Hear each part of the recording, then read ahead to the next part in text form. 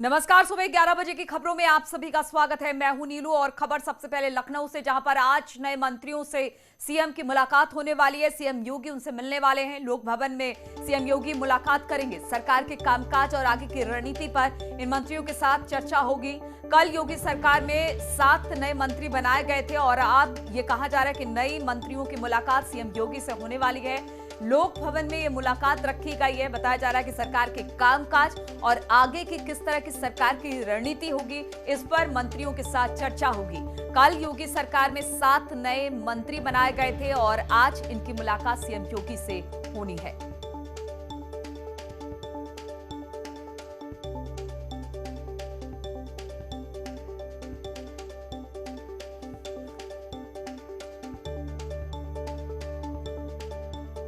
तो आगे की रणनीति पर सीएम योगी के साथ चर्चा इन मंत्रियों की होने वाली है और काफी अहम मानी जा रही है। कल जिस तरह से 7 मंत्रियों ने शपथ ली थी, आज लोक भवन में सीएम के साथ इनकी मुलाकात होनी है। अब चुनाव बहुत ज्यादा दिन दूर नहीं है, इसलिए चुनाव की रणनीति पर यहां से विचार विमर्श और सरकार की किस तरह की नीतियां हैं, इस पर भी बातचीत होगी सीएम योगी की इन सभी नए मंत्रियों के साथ। और बताया जा रहा है सुरेश खन्ना से जितिन प्रसाद मिले हैं। संसदीय कार्य मंत्री हैं सुरेश खन्ना। लखनऊ आवास पर उनकी मुलाकात हुई है। नवनियुक्त कैबिनेट मंत्री हैं जितिन प्रसाद, जिनसे मुलाकात सुरेश खन्ना की हुई है। बताया जा रहा है कि सुरेश खन्ना से जितिन प्रसाद मिले हैं। संसदीय कार्य मंत्री हैं सुरेश खन्ना और लखनऊ आवास पर यह मुलाकात सुरेश खन्ना के साथ कैबिनेट मंत्री जितिन प्रसाद की बताई जा रही है।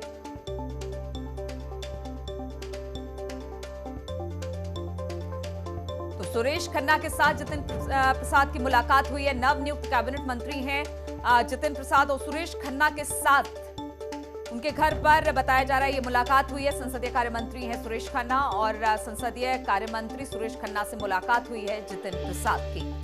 कल ही जितिन ने मंत्री पद की शपथ ली है और आज वो पहुंचे हैं सुरेश खन्ना से मिलने।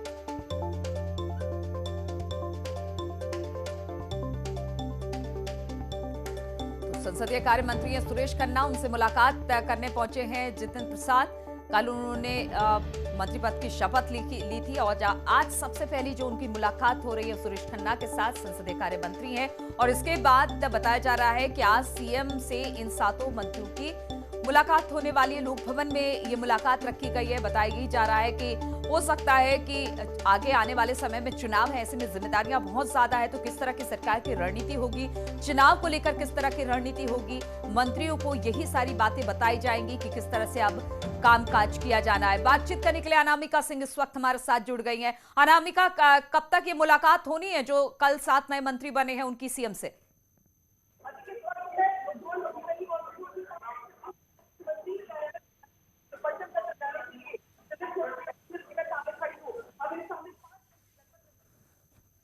अनामिका, आपकी आवाज बहुत साफ तरीके से हम तक नहीं पहुंच पा रही है, लेकिन हम फिर से कोशिश करेंगे आपसे बातचीत करने के लिए। लेकिन बता दें, नए मंत्रियों की मुलाकात आज सीएम से होने वाली है और बताया जा रहा है कि लोक भवन में मुलाकात होगी, क्योंकि अब चुनाव का वक्त सामने आ गया है। बहुत ज्यादा दिन वक्त नहीं बचा है। ऐसे में इन नए मंत्रियों के कंधे पर बहुत ज्यादा भार है। तो आज बातचीत इसी तरह से कि किस तरह से अब 2022 के चुनाव की तैयारियां होगी और लोक भवन में ये मुलाकात सीएम के साथ इन 7 मंत्रियों की बेहद अहम मानी जा रही है।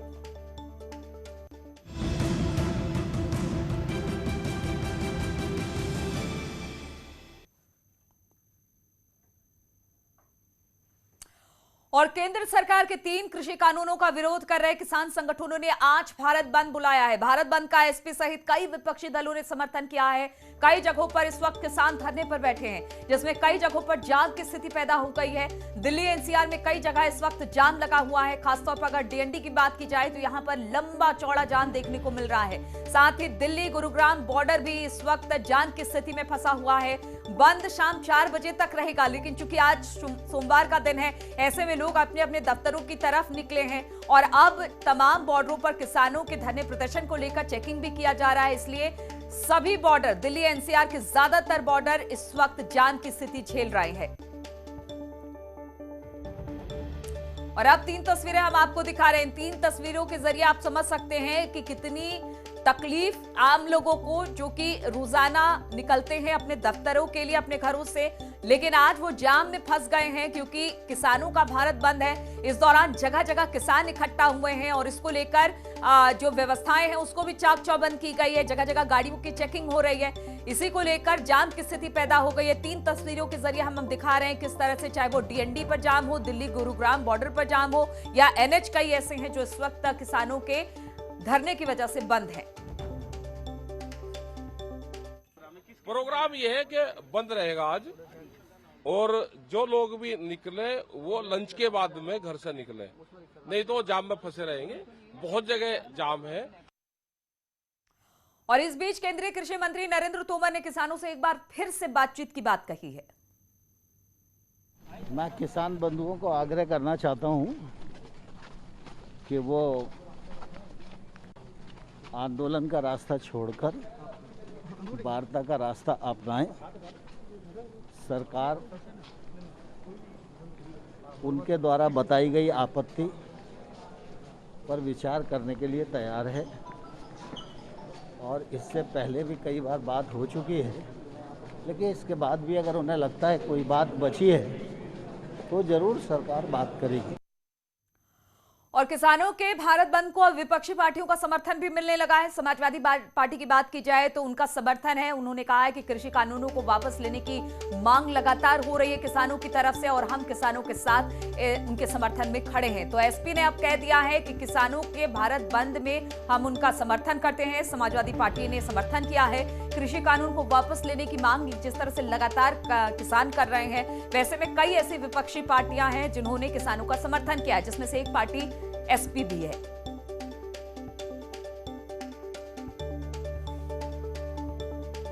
तो समाजवादी पार्टी ने समर्थन किया है। किसानों का आज भारत बंद है, इसको लेकर किसानों का समर्थन एसपी ने किया है। इससे पहले हमने देखा कि कई ऐसी पार्टियां हैं, विपक्षी पार्टियां, उसमें कांग्रेस भी शामिल है, जिन्होंने कहा है कि कृषि कानूनों को लेकर लगातार किसान आंदोलनरत हैं और किसानों के इस आंदोलन में हम उनके साथ हैं। और इस वक्त देहरादून से बड़ी खबर आ रही है। उत्तराखंड बीजेपी के प्रदेश प्रभारी दुष्यंत गौतम के खिलाफ कांग्रेस ने थाने में शिकायत दर्ज कराई है, एफआईआर दर्ज कराई है। इसकी मांग की है। कांग्रेस नेता गरिमा दौसानी ने पुलिस से शिकायत की है और केस दर्ज करने की मांग की है। गौतम ने राहुल गांधी को लेकर विवादित टिप्पणी की थी, जिसके बाद लगातार कांग्रेस बीजेपी के खिलाफ हमलावर हो रही है और अब इसको लेकर एक एफआईआर दर्ज कराने की बात की गई है। तो देहरादून से बड़ी खबर हम आपको बता रहे हैं। उत्तराखंड बीजेपी के प्रदेश प्रभारी दुष्यंत गौतम के खिलाफ कांग्रेस ने थाने में शिकायत की है और एफआईआर दर्ज करने की मांग की है।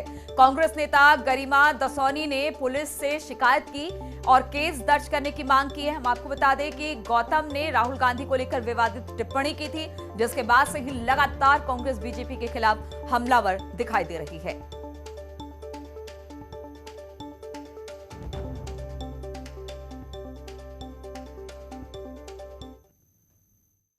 वही अफगानिस्तान है जिसको पाकिस्तान सपोर्ट करता है, जिसको पाकिस्तान पूरी मदद करता है, और वही पाकिस्तान है जिसके हमारे दिल्ली में बैठे हुए केजरीवाल जी हैं, राहुल गांधी जी हैं, जो टेलीविजन में वाइल दिखाई देते हैं, जहां उत्तराखंड के अंदर बड़ा सैनिक सैनिक सैनिक चल रहा है। वो मैं जानना चाहता हूं उन लोगों से कि बताएं, राहुल गांधी ने भी कहा था, केजरीवाल ने भी कहा था कि जो हमारी एयर स्ट्राइक हुई थी उस एयर स्ट्राइक में उन्होंने प्रूफ मांगे थे इन सैनिकों से। आज तक सैनिकों से किसी ने प्रूफ नहीं मांगे। तो दुष्यंत गौतम को लेकर और उनके इस बात को सुनकर कांग्रेस नाराज है। इसी पर बातचीत करने के लिए सत्येंद्र वर्तवाल इस वक्त जुड़ गए। सत्येंद्र, क्या कहना है कांग्रेस का, किस वजह से इतनी ज्यादा नाराजगी, और क्या इसको लेकर जिस तरह से एफआईआर दर्ज करने की बात हो रही है, क्या उन्होंने एफआईआर दर्ज करवाई है?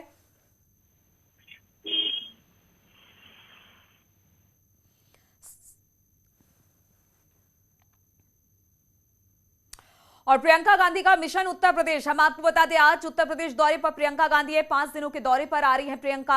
आज लखनऊ पहुंच रही है प्रियंका गांधी। कार्यकर्ताओं से इस दौरान मुलाकात करेंगी।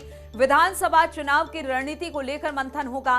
कांग्रेस महासचिव प्रियंका गांधी है और अब यही बताया जा रहा है कि 2022 का चुनाव इन्हीं के चेहरे पर लड़ा जाना है। ऐसे में लगातार प्रियंका का उत्तर प्रदेश का दौरा लग रहा है और आज एक बार फिर से 5 दिवसीय दौरे पर प्रियंका पहुंच रही है लखनऊ। बातचीत करने के लिए राजीव हमारे साथ जुड़ गए हैं। राजीव, जिस तरह से अब ये बात करीब करीब तय मानी जा रही है, 2022 में अगर कोई चेहरा होगा जिसके चेहरे पर चुनाव लड़ा जाएगा कांग्रेस की तरफ से, तो वो प्रियंका होंगी। और एक के बाद एक जिस तरह से दौरा प्रियंका का उत्तर प्रदेश का रहने वाला है, इसको हम मान के चले कि पूरी तरह से एक्टिव हो गई है प्रियंका अब यहां पर। देखिए, यकीनन 3 दशक के बाद उत्तर प्रदेश में ये पहला मौका है जब कांग्रेस विधानसभा चुनाव को लेकर युद्ध स्तर पर तैयारियां करती नजर आ रही है। उत्तर प्रदेश में जो प्रियंका गांधी हैं वो उत्तर प्रदेश की प्रभारी हैं और कांग्रेस महासचिव हैं, जिसके मद्देनजर एक के बाद एक लगातार उनके उत्तर प्रदेश के ताबड़तोड़ दौरे जारी हैं। आज प्रियंका गांधी करीब 2 बजे अमौसी एयरपोर्ट पर पहुंचेंगी और फिर अगले 5 दिनों तक एक के बाद एक कई मैराथन बैठक करेंगी। इसमें प्रियंका गांधी जो अब तक विधानसभा चुनाव को लेकर तैयारियां की गई हैं उनकी समीक्षा करेंगी और साथ ही साथ जिन प्रत्याशियों को मैदान में उतारा जाना है उनके चयन को लेकर भी एक विशेष रणनीति बनाई जाएगी। इस दौरान प्रियंका गांधी ने उत्तर प्रदेश में अपने पक्ष में माहौल बनाने के लिए कांग्रेस प्रतिज्ञा यात्रा निकालने का ऐलान किया है, जिसका शुभारंभ खुद प्रियंका गांधी 7 अक्टूबर को प्रधानमंत्री नरेंद्र मोदी के संसदीय क्षेत्र बनारस से करेंगी। तो उस कार्यक्रम की भी तैयारियों का प्रियंका गांधी यहां पर जायजा लेंगी। इस दौरान प्रियंका कांग्रेस के तमाम पदाधिकारियों, नेताओं और कार्यकर्ताओं से मुलाकात करेंगी और ये उनसे चर्चा करेंगी कि आखिर किन मुद्दों को लेकर बिल्कुल, तो कार्यकर्ताओं के साथ मुलाकात करेंगी और आगे की किस तरह की रणनीति होनी चाहिए कांग्रेस की, इस पर भी चर्चा होगी। बहुत बहुत शुक्रिया आपका राजीव हमारे साथ जुड़ने के लिए।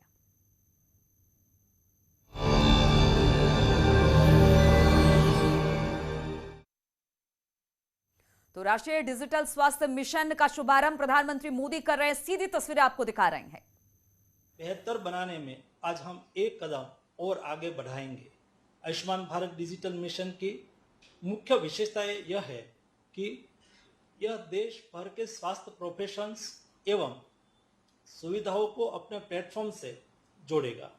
इसका मतलब यह है कि इस प्लेटफॉर्म के माध्यम से देश की जनता को बेहतरीन स्वास्थ्य सुविधाओं का चयन करने का सुलभ और डिजिटल प्लेटफॉर्म मिलेगा।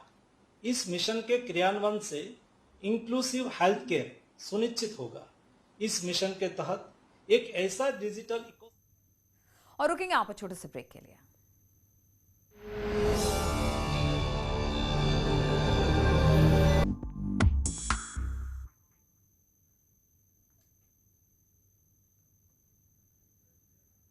और अमेरिकी दिग्गज e commerce company Amazon RSS के मुखपत्र पंचजन्य के निशाने पर आ गई है। पत्रिका ने 3 अक्टूबर के नए अंक में अपने कवर पेज पर अमेज़न के संस्थापक और चेयरमैन जेफ बेजोस की तस्वीर छापी थी और पूछा है कि आखिर उनकी कंपनी ऐसा क्या गलत करती है कि उसे घूस देने की जरूरत पड़ती है।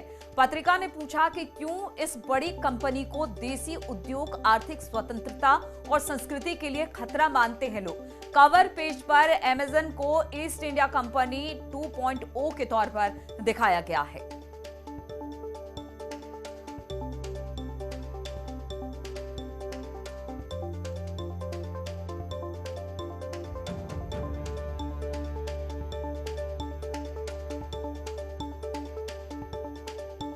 पंचजन्य के निशाने पर अमेज़न है। कंपनी आर्थिक रूप से किस तरह से दिक्कत कर रही है, खासतौर पर देसी उद्योगों को, इस पर सवाल पूछे हैं। अमेज़न को ईस्ट इंडिया कंपनी 2.0 बताया है। कंपनी को लेकर पंचजन्य ने तमाम सवाल पूछे हैं।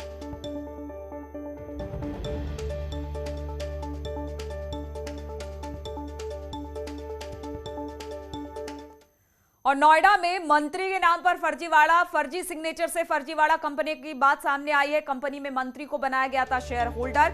दिल्ली के 2 लोगों के खिलाफ केस दर्ज किया गया। सिद्धार्थ नाथ सिंह ने दर्ज कराया केस। सेक्टर 39 थाने में एफआईआर दर्ज की गई है। तो मंत्री के नाम पर फर्जीवाड़ा करने का आरोप है। बताया जा रहा है कि मंत्री के नाम पर फर्जीवाड़ा हुआ, फर्जी सिग्नेचर से ये फर्जीवाड़ा किया गया है। कंपनी में मंत्री को शेयर होल्डर बना दिया गया। दिल्ली के 2 लोगों के खिलाफ केस दर्ज किया है और ये केस दर्ज करने वाले सिद्धार्थ नाथ सिंह हैं, जिन्होंने केस दर्ज कराया है सेक्टर 39 थाने में। तो मंत्री के नाम पर ये फर्जीवाड़ा कर रहा था एक कंपनी, जिसमें उनके सिग्नेचर को लेकर यह बताया गया था कि कंपनी में मंत्री को शेयर होल्डर बनाया गया है और इसी के नाम पर वो अपनी कंपनी चलाया करता था। अब दिल्ली के 2 लोगों के खिलाफ केस दर्ज किया है और केस दर्ज किया है सिद्धार्थ नाथ सिंह ने। इस केस को सेक्टर 39 थाने में दर्ज कराया गया है। एक एफआईआर दर्ज कराई गई है सिद्धार्थनाथ सिंह की तरफ से। तो फर्जीवाड़ा का पूरा मामला है। फर्जी सिग्नेचर से किस तरह से ये लोगों को बेवकूफ बनाते थे। कंपनी में मंत्री को शेयर होल्डर बनाया बताया गया। दिल्ली के 2 लोगों के खिलाफ केस दर्ज कराया है और सिद्धार्थनाथ सिंह ने यह केस दर्ज कराया। बातचीत करने के लिए हिमांशु फोन लाइन पर जुड़ गए हैं। हिमांशु, क्या है पूरा मामला? जी बिल्कुल, आपको बता, ये मामला संज्ञान में आया था जब एक मीडिया हाउस के ही सीनियर एडिटर ने ये जानकारी लेना चाहा कैबिनेट मंत्री से, और कैबिनेट मंत्री ने इसको डिनाई किया। उन्होंने कहा कि इस तरीके के किसी भी कंपनी में वो शेयर होल्डर नहीं है। उसके बाद जब इसकी जांच पड़ताल की गई तो बैंक के और जो कंपनी के डॉक्यूमेंट्स हैं उसमें फर्जी हस्ताक्षर पाए गए, जिसके बाद कैबिनेट मंत्री सिद्धार्थनाथ सिंह ने जो है सेक्टर 39 में तहरीर दी। उसके बाद मुकदमा दर्ज हुआ। अभी फिलहाल पुलिस जांच में जुटी हुई है। लेकिन सबसे बड़ी बात यह है, जब इस तरीके की हरकतें किसी एक बड़े राजनेता पर होती है तो जाहिर तौर पर सवाल उठते हैं कि इस तरीके का फर्जीवाड़ा है, क्योंकि अब जो जिस दिशा में पुलिस जांच कर रही है उसमें ये स्पष्ट है कि क्या सिद्धार्थनाथ सिंह जो कैबिनेट मंत्री हैं, बिल्कुल, तो अब पुलिस की तफ्तीश इसको लेकर आगे बढ़ रही है कि किस तरह से आखिर इनका नाम आया, किस तरह से फर्जीवाड़ा हुआ। बहुत बहुत शुक्रिया आपका हिमांशु। और महंत नरेंद्र गिरी की मौत के मामले में सीबीआई की जांच आज इसका तीसरा दिन है। सीबीआई की जांच टीम जांच के लिए बाघंबरी मठ पहुंच गई है। टीम के साथ फॉरेंसिक एक्सपर्ट भी मौजूद हैं। सीबीआई आज क्राइम सीन का दोबारा रिक्रिएशन और सेवादारों से फिर से पूछताछ करेगी। इसके अलावा नए वसीयत में उत्तराधिकारी घोषित किए गए बलवीर गिरी से भी पूछताछ हो सकती है। तो सीबीआई ने लगातार अपनी जांच तेज कर दी है। सीबीआई जांच का आज तीसरा दिन है। एक बार फिर से बताया जा रहा है बाघंबरी मठ सीबीआई पहुंचेगी और पूरे सीन को रिक्रिएट किया जाएगा। और इस वक्त एक बार फिर से रुक करते हैं नरेंद्र मोदी का। प्रधानमंत्री नरेंद्र मोदी हेल्थ को लेकर आज जिस तरह से डिजिटल कार्ड निकाल रहे हैं, वो क्या बोल रहे हैं, आइए सुनते हैं। अब मैं अत्यंत आदर भाव के साथ माननीय प्रधानमंत्री जी से अनुरोध करती हूं कि अपने प्रेरणादायी और ओजस्वी उद्बोधन से हमारा मार्गदर्शन करें।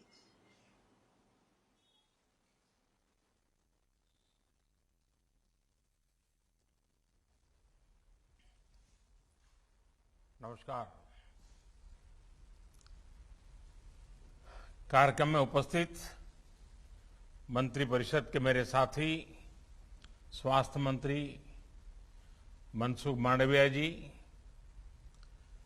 मंत्रिमंडल के मेरे अन्य सभी सहयोगी, वरिष्ठ अधिकारीगण, देश भर से जुड़े सरकारी और प्राइवेट अस्पतालों के चिकित्सक, हेल्थ मैनेजमेंट से जुड़े लोग, कार्यक्रम में उपस्थित अन्य सभी महानुभाव और मेरे प्यारे भाई और बहनों,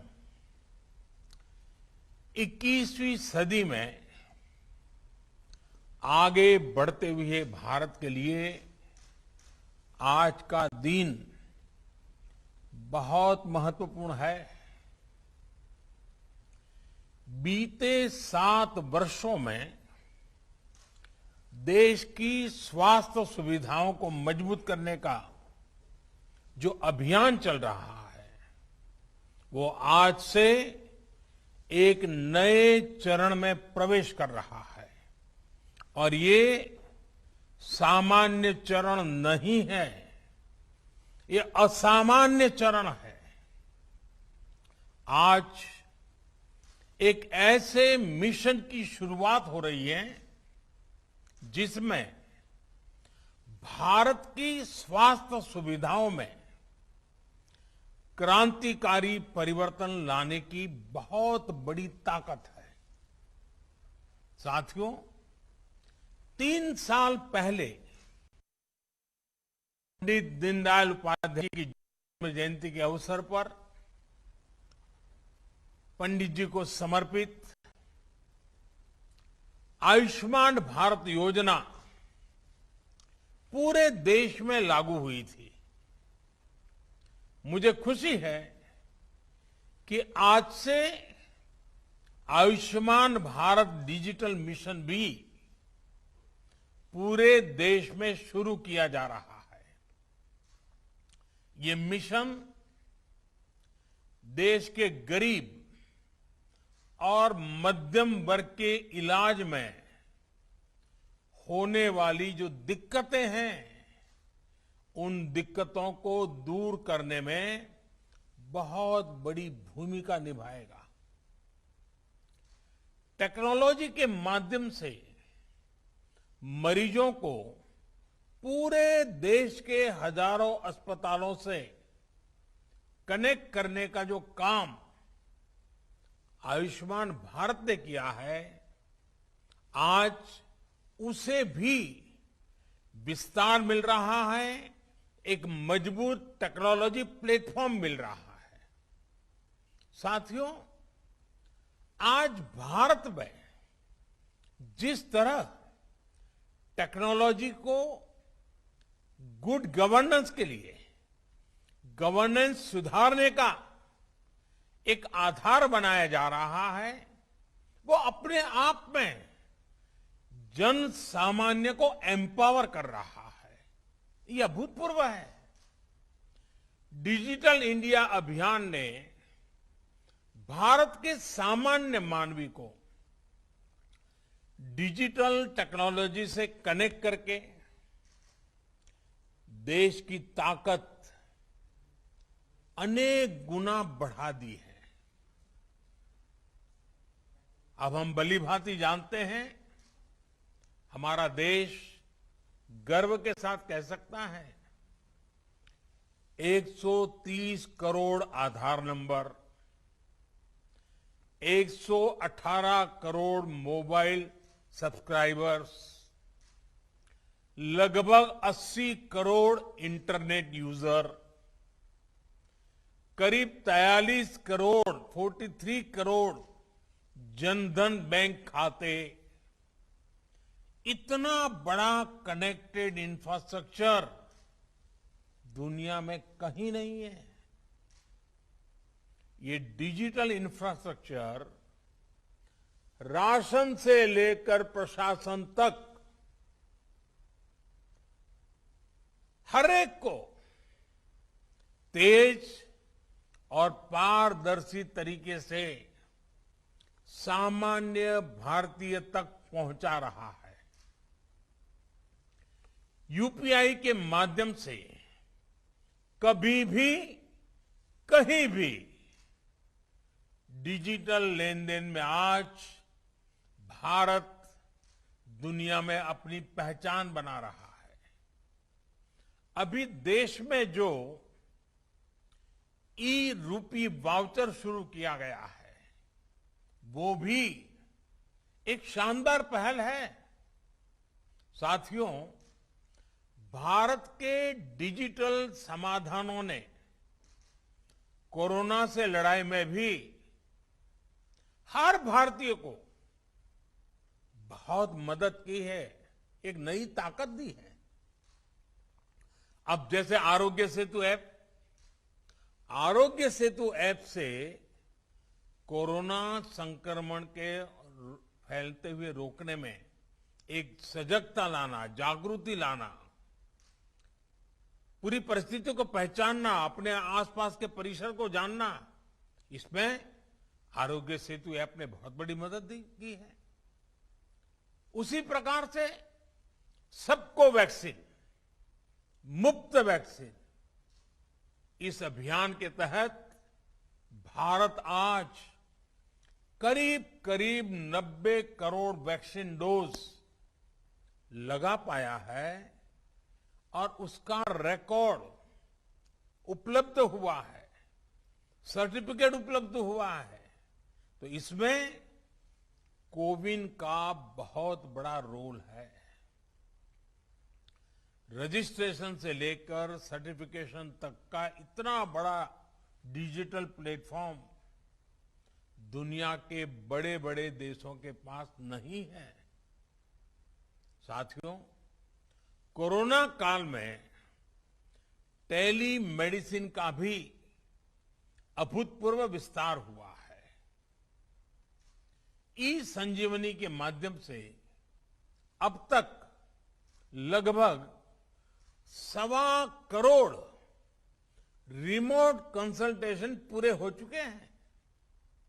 ये सुविधा हर रोज देश के दूर सुदूर में रहने वाले हजारों देशवासियों को घर बैठे ही शहरों के बड़े अस्पतालों के बड़े बड़े डॉक्टरों से कनेक्ट कर रही है। जाने माने डॉक्टरों की सेवा आसान हो सकी है।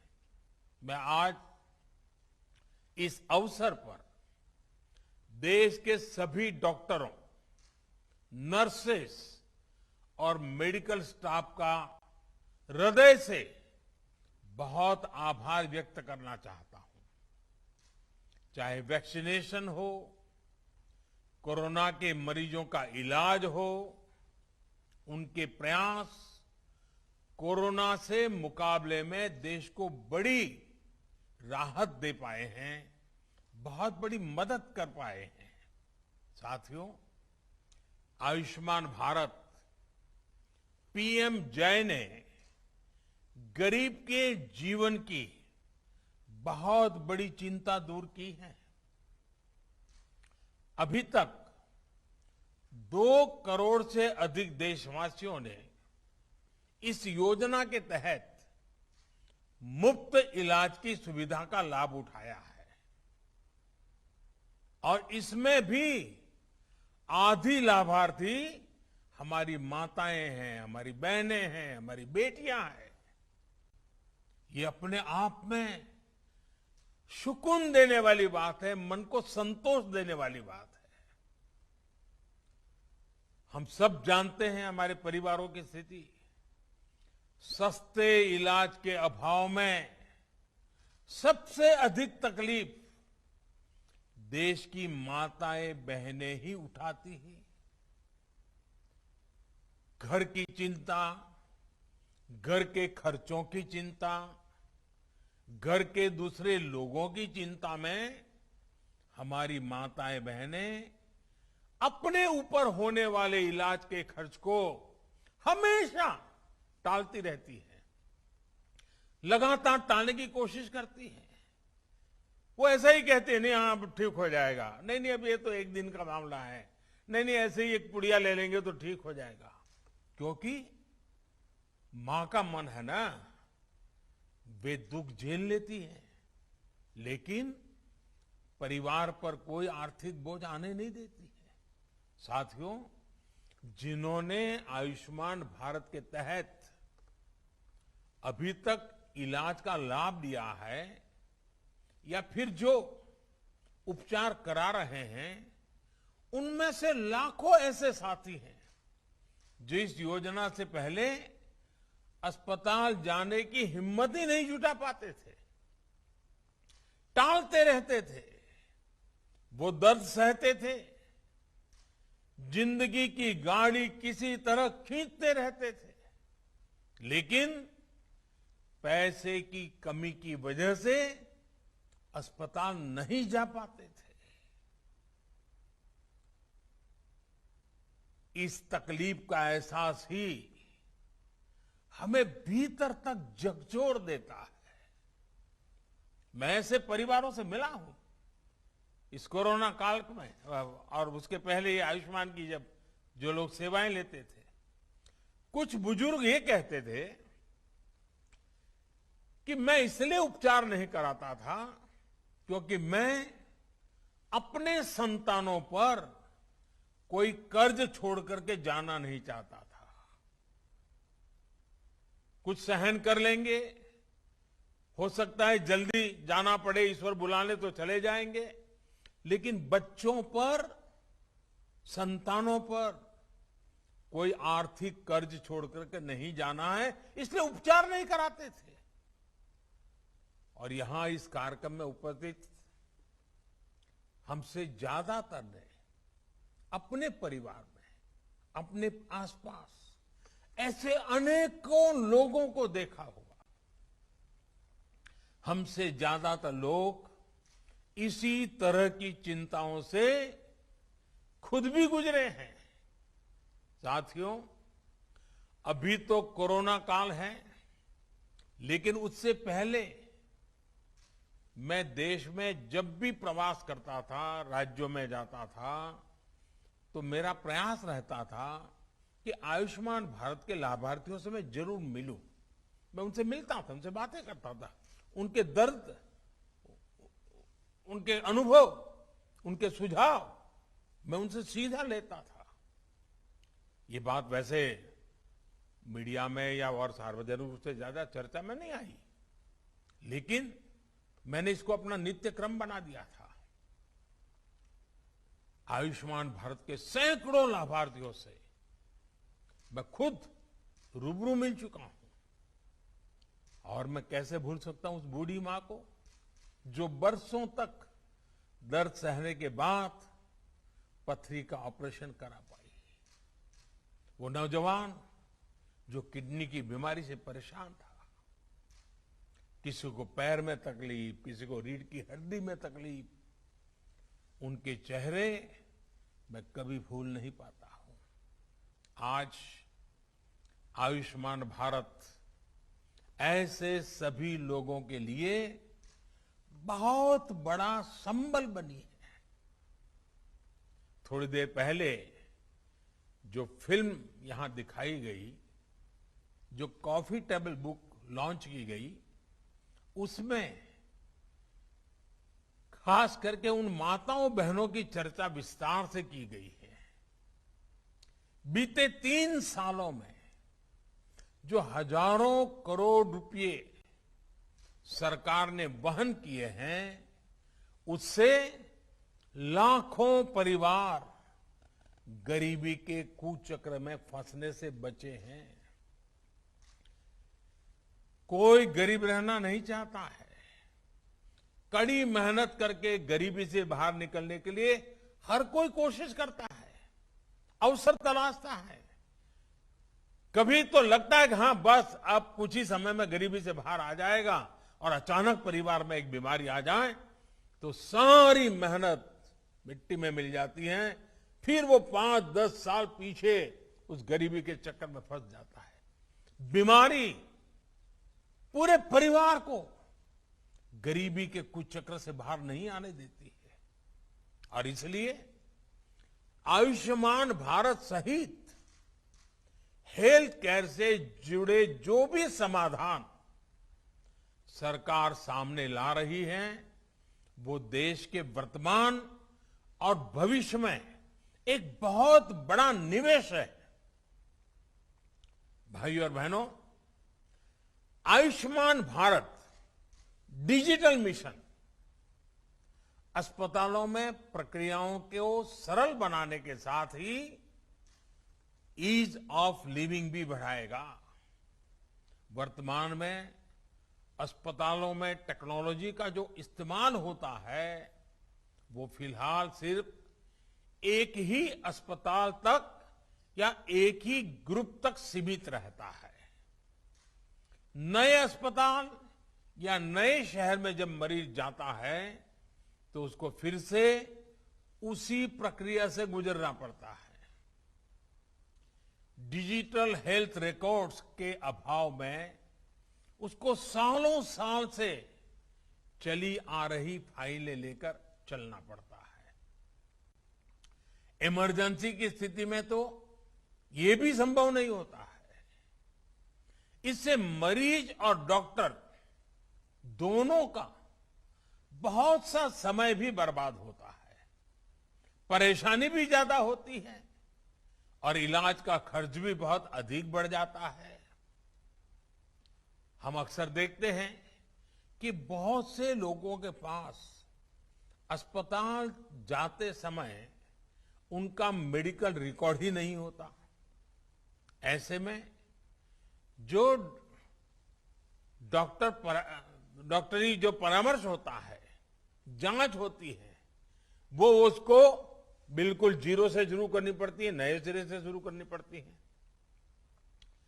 मेडिकल हिस्ट्री का रिकॉर्ड न होने से समय भी ज्यादा लगता है, खर्च भी बढ़ता है, और कभी कभी तो उपचार कॉन्ट्राडिक्टरी भी हो जाता है।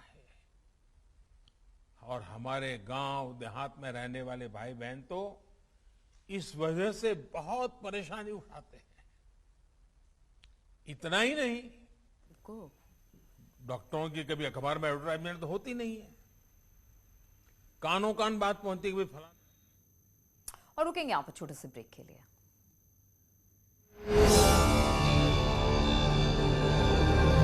सामाजिक